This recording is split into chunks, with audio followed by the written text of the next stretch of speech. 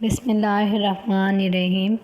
محلے میں ایک ہی چرچا تھا کہ قاسمی خاندان کی دو بیٹیاں ردا اور ندا کی شادی صدیقی خاندان کے دو بیٹوں حنان اور منان سے ہو رہی ہے۔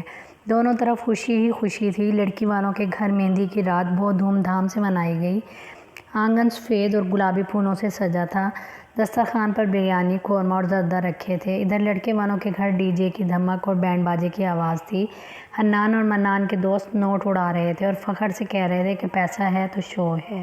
بارات والے دن دونوں بھائی شیروانی پہن کر آئے۔ گیٹ پھولوں سے سجا ہوا تھا اور اسٹیج ایسا لگ رہا تھا جیسے جنت زمین پر آئی ہو۔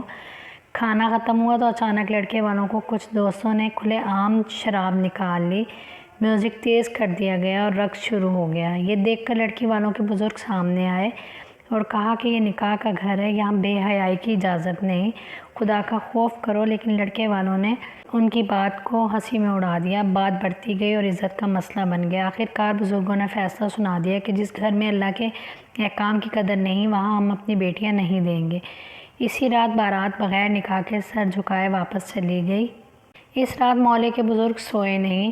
صبح ہوتے ہی فیصلہ ہوا کہ بڑی بیٹی ردا کا نکاح اسی دن اس کے چچا کے بیٹے عارف سے کر دیا جائے۔ عارف سادہ اور دیندار لڑکا تھا۔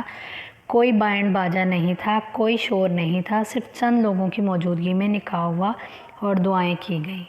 اللہ نے اس سادگی میں اتنی برکت ڈالی کہ ردا اور عارف کی زندگی سکون اور محبت سے بھر گئی۔ 6 مہینے بعد صدیقی خاندان کو اپنی غلطی کا احساس ہوا۔ وہ رشتہ داروں کے ساتھ معافی مانگنے آئے۔ بزرگوں نے بہت سوچ کر کہا کہ بیٹی کی زندگی کا سوال ہے اور ندا کا نکاح منان سے کر دیا گیا۔ لیکن شادی کے بعد ہی ندا کی زندگی عذاب بن گئی۔ روز اسے طعنے دیے جاتے کہ تمہاری بارات تو واپس چلی گئی تھی، ہم نے احسان کیا جو تمہیں اپنایا۔ منان پہلے خاموش رہتا تھا، پھر وہ بھی انہی کی باتوں میں شامل ہو گیا۔ 1 سال بعد ندا کے گھر بیٹی پیدا ہوئی جس کا نام ثنا رکھا۔ ندا نے سوچا شاید اب سب ٹھیک ہو جائے گا، مگر تیسرے سال کی ایک رات 2 بجے ردا کے گھر فون آیا۔ بتایا گیا کہ ندا چولہا پھٹنے سے انتقال کر گئی ہے۔ جب عارف اور ردا ہسپتال پہنچے تو سچ سامنے آ گیا، چولہا نہیں پھٹا تھا۔ یہ اس دن کی بے عزتی کا بدلہ تھا اور سب سے بڑا دکھ یہ تھا کہ اس سازش میں ندا کا اپنا شوہر منان بھی شامل تھا۔ ان ظالموں کو 3 سال کی معصوم ثنا کا بھی خیال نہیں آیا۔ آج ثنا ردا اور عارف کے پاس رہتی ہے۔ وہ اسے اپنی بیٹی کی طرح پالتی ہے۔ اس گھر میں اب بھی ڈھولک کی آواز نہیں آتی بلکہ قرآن کی تلاوت کی آواز گونجتی ہے۔ بزرگ آج بھی کہتے ہیں کہ جہاں اللہ اور عزت نہ ہو وہاں محل بھی قبر بن جاتا ہے، اور جہاں دعا اور سادگی ہو وہاں جھونپڑی بھی جنت لگتی ہے۔